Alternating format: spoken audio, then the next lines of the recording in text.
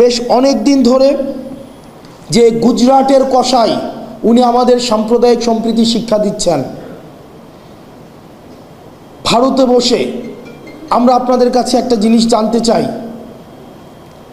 যে 626 জন ক্যান্টনমেন্টে বন্দী ছিল তাদেরকে কিভাবে ভারতে পালিয়ে যেতে সহায়তা করা হয়েছে এবং তাদের পিছনে কারা রয়েছে।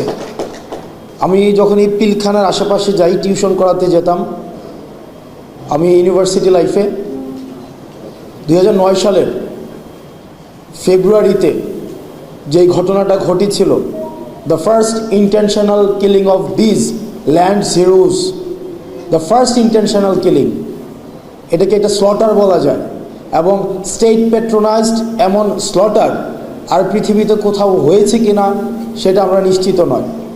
এই পিলখানার সাথে এটার সিলসিলা শুরু হয়েছে 2009 সাল থেকে এবং এটার চূড়ান্ত পরিণতি 2024-এর এই 5 আগস্টে হয়েছে।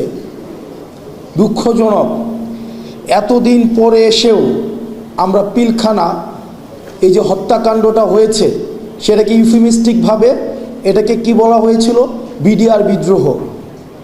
পিলখানা একটা হত্যাকাণ্ড, স্টেট প্যাট্রোনাইজ করে একটা ইন্টেনশনালি একটা হত্যাকাণ্ড ঘটিয়েছে এবং সেটাকে দেখানো হয়েছে যে এটা নাকি একটা বিদ্রোহ।